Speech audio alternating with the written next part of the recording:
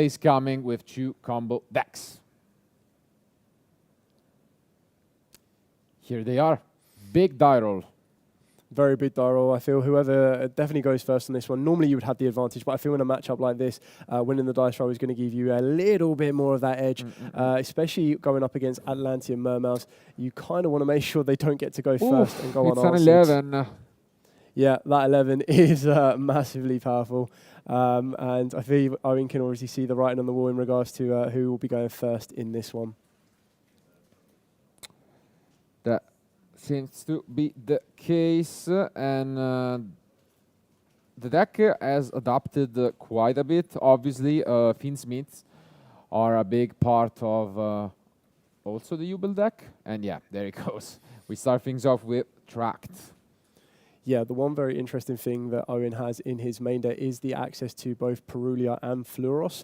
So both of those cards are massive deterrents against the Jubel strategy, because not only do Jubel want to be working through the extra deck through the access of the Fiendsmith engine, but it can also lead into the Unchained engine. And then on top of that, they also grant themselves additional normal summons. And of course, you do have other cards like Grave Squirmer that want to be coming from the hand. Yeah. So Perulia can also be just as devastating as a Fluoros. And having both of those in the main deck for Owen can definitely cause some issues and maybe force Mel to hold back the amount they want to present onto their field. However, unfortunately, at least the Fuvalos is not here, has not been used whatsoever. And that reduces significantly the amount of interruptions that could be in the end from Owen. Wow, and we actually see a normal summon of our own Fuvalos. Working into the Fiendsmith sequence. Obviously not the ideal normal summon you want to be seeing for the Jubel strategy at all. So it does look like opening up Tract might be the more direct route for this play. The big difference is that this deck exactly can go into the Aerial Eater, which opens up a lot of other plays. This could have been all over, but this into the MacCracker actually opens up some pretty nice lines for the Jubel deck. Yeah, exactly that. Being able to send the Samsara Lotus is obviously going to be able to give you access to your starter or one of your best starters for the Jubel line. And that can work you pretty much all the way through to everything you need, going into the Unchained portion of the extra deck as well, leading into a final field of something along the lines of Soul of Rage, followed up by a Phantom of Jubel, a Nightmare Pain. And that's very, very, as you kind of mentioned, very, very powerful just to come through the Fiendsmith line to bring you that kind of synergy with your Jubels that you want to gain access to as well. Indeed. And this is exactly what we are going to be witnessing. Gonna set up all the different Unchained pieces. Easy on SK. Ah, wow, actually, big surprise. Not maining any trap card, only siding the escape. Interesting. Yeah, that is very interesting, because it kind of, I mean, the other kind of counterpoint to that is they are main decking a Fiendsmith Sanct. So it seems that they've kind of prioritized including that particular card over something along the lines of main decking one of the Unchained trap cards. At the same time, 48. So it's not like, it's not as if they're losing much, You know, I mean, not gonna, you know, comment too much on that, but I mean, maybe we could have found the 49, you know, space. But I mean, the opener should still be pretty strong, so hopefully you won't need that additional interruption. Yeah, it seems that we're very well in control of how we want to work this way through, being able to get Jubel, and of course that Grave Squirmer working itself into another link, which could possibly be a second Jama, and then we still have the ability of creating a Phantom of Jubel as well. Keeping in mind that we are currently Fiendlocked, I believe, because we do have the Shavara on the field via its own effect, and this will make it a little bit more streamlined, but that will then still open up once we get that removed from the field through some form of link summoning mechanics. And the one thing I am extremely excited about is there is an Unchained Soul of Anguish. So as I mentioned back in round one, I do miss that good old red dog. Yeah. Exactly. So being able to see that is something that could be quite exciting later on in the later stages. And here comes that MacCracker.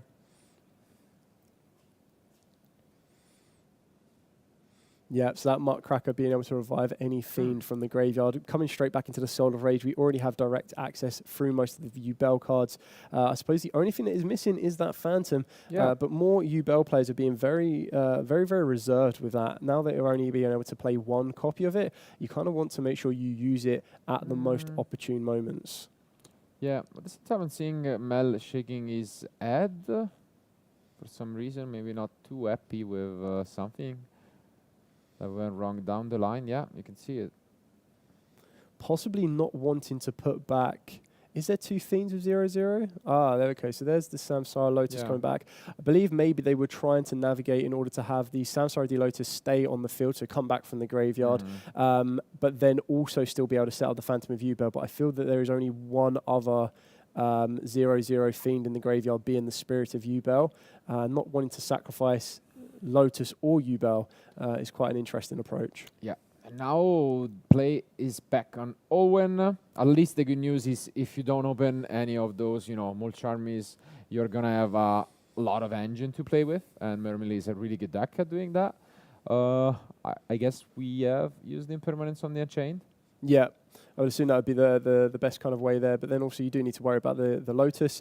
It looks like we are going to be seeing a Poseidra come down, and what I can tell is possibly a Dragoons in the graveyard. An ultimate.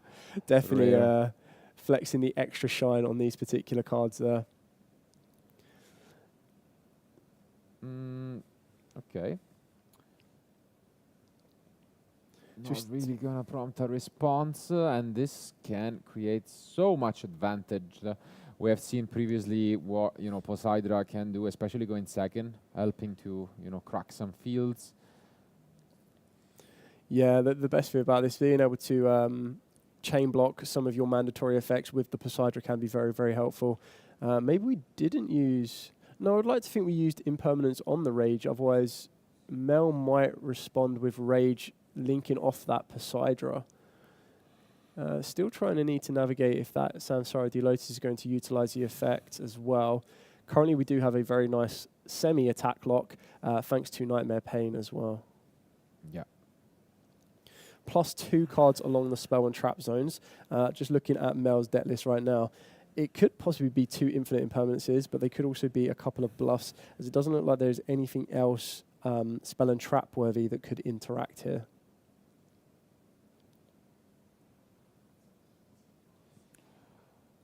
Yeah, having a big thing here, and we are gonna use the impermanence on the Poseidra. No response. So we are gonna use the Shadow Squad later. Yeah, so it looks like we valued... I wouldn't say it was an early activation of infinite impermanence. Mel did take quite a lot of time to think about that to make sure it's utilized. And there's an Ash Blossom as well. Makes sense. I mean, we did go and search for the Minstrel, so it would have been banished anyways. Another Dragoon. Wow. This is the one good thing that, well, not just the one good thing, but Atlantean Mermaids are very good at this, because you're already preempting and showing your opponent that because you're discarding as cost, they already know the next thing you're going to want to do on the next chain. So you're always kind of contemplating, do we try and stop the first thing that's happening, or do we stop the second thing that's happening? It's always going to lead to some form of advantage one way or another.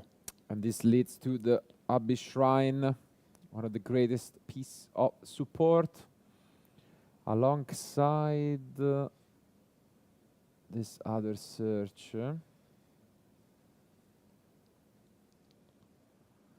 Yeah, so it looks like we've gone with Neptibus. Given one, we've already used the normal summon on Pike. Yeah, on Pike. So unless there is a way in Mermaids that I am unfamiliar with to grant an additional normal summon, we know that there is a Minstrel still in the hand. Yeah, we can just use the other effect, I guess, to just revive something. And is that it? I think. Ooh, looks like a Neptibus and an Abyss Shrine effect.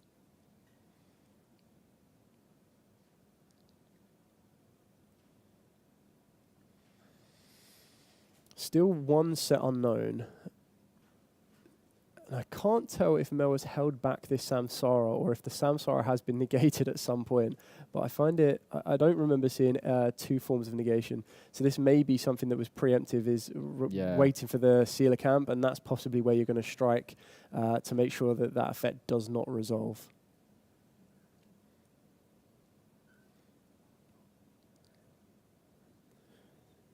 One of the 2 interruptions, are definitely still there for Mel. Just gotta figure out which one it is between the Unchained Link Monster or the Lotus.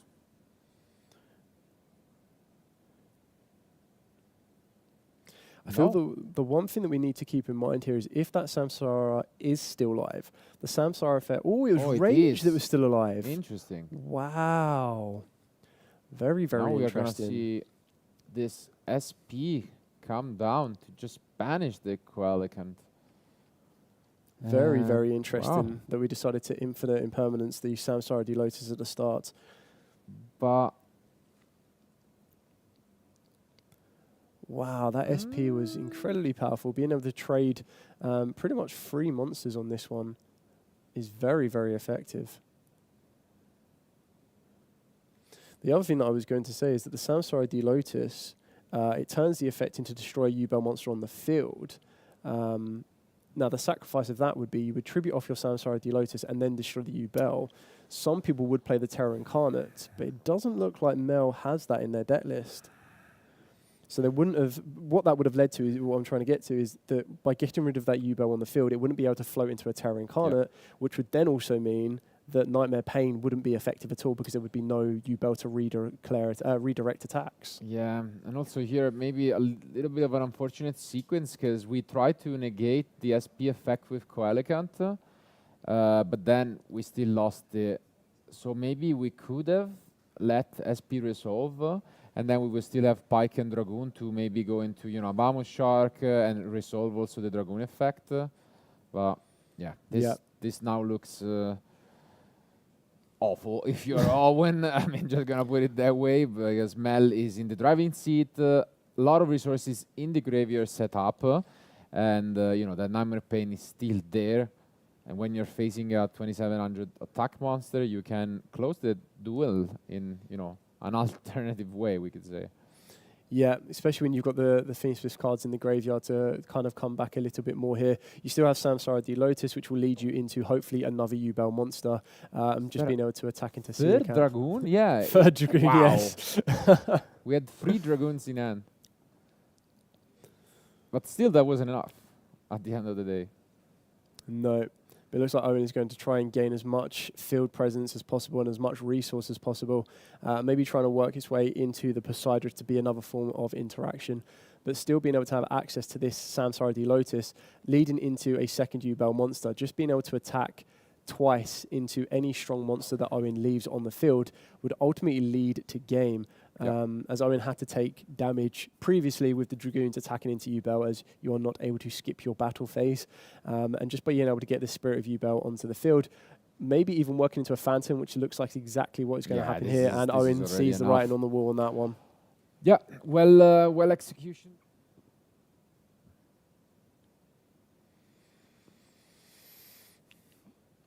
So time to move into game 2. It looks like we are shuffling up, getting ready to go. Again, absolutely amazed. If I'm waiting to be shocked. I'm waiting for that one person to decide on who goes first and second and chooses to go second. Yes. Oh, oof. And here we see a Purulia pretty strong against the mirror deck. Yeah, and just taking a quick peek into Owen's hand, it looked like there was an Ash Blossom and Joyous Springs alongside a Nibiru, the Primal Being, and a Abyss Pike. Not the most ideal starters for your Mermail strategy, which does kind of preempt why we are going to be using 6. And there goes the Ash Blossom as well. Mel knows when you are banishing 6 off of Prosperity, you are really looking to dig. And unfortunately, that is going to be stopped with the Ash. Here comes the normal summon of the Pike. Here is the one draw off the back of the Purulia. And unfortunately, hard opening up the Mooning Glacier as well. Sometimes it's nice to see it, but you want to make sure you're seeing it with a lot of combo to be able to resolve that as successfully as possible. This is looking absolutely rough for Owen. I was about to ask you at the start of the turn whether you agreed with not using Ash Blossom on the Purulia from his side, but I mean, yeah, the end was not looking promising, and at least we are able to get to this Coelegant, which needs to resolve. Yeah. It looks like Owen is sacrificing a lot And of it his does, hand. okay. Yeah. We know that there's no Ash Blossom, so we were Yeah. really praying and hoping there wasn't an Effect Veiler or an Infinite Impermanence in that one. Or even a Dominus Impulse. You know, we never know. Yeah, it's a big sigh of relief for yeah. sure. Unfortunately, obviously, one of the pikes was used, so we can only summon 3, not 4. Yeah. Still a very, very good option to try and work its way into. Oh my, no, there is an Nibiru as well. Wow. Yeah, that is very unfortunate. Completely out of question cards. is, what does Mel have? Oh, opening up. Yeah, this could be a quick one. And unfortunately, we already saw that Owen had to use his Nibiru. He had to lose out on his prosperity. A lot of his cards were checked 1 for 1. And unfortunately, with no response to the Dark Beckoning Beast, it looks like we've got the ideal opening here for Mel as well. Yeah, I mean, not much to be said. Owen's end was already on, you know, more of the weaker side, and then when you're facing off against so many interruptions, it's brutal. Charming Purulia, Ash Blossom, and Nibiru, the primal being. Yeah, and then to top it all off, being able to start off with a very, very powerful starter for the U-Bell strategy. We say U-Bell strategy, even though we've worked into that. And there is an Ash Blossom on the Requiem. Wow. Wow. Nightmare Throne as well. Okay, so... yeah, it's just the dream end, let's face it. When the heart of the cards are with you, they are with you for sure.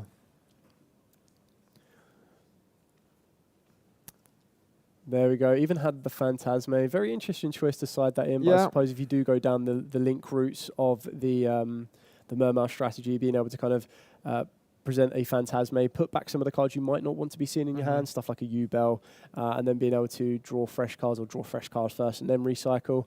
Also being able to set up that targeted protection can be very, very helpful from cards like Infinite Impermanence.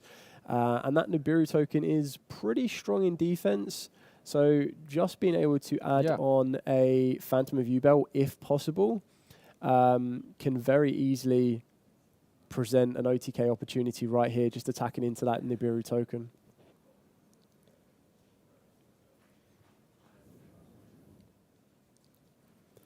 We still have the discard off the back of the Opening Spirit Gates, unless I've missed that. We do know that there is a Dark Beckoning Beast and a U-Bell in the graveyard, so there comes the Phantom of U-Bell.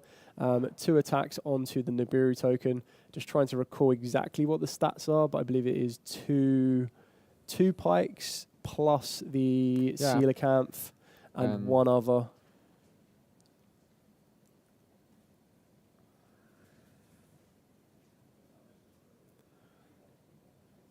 Just trying to shore it up here. I don't believe Owen has any more cards. And then there is only the fish. And Owen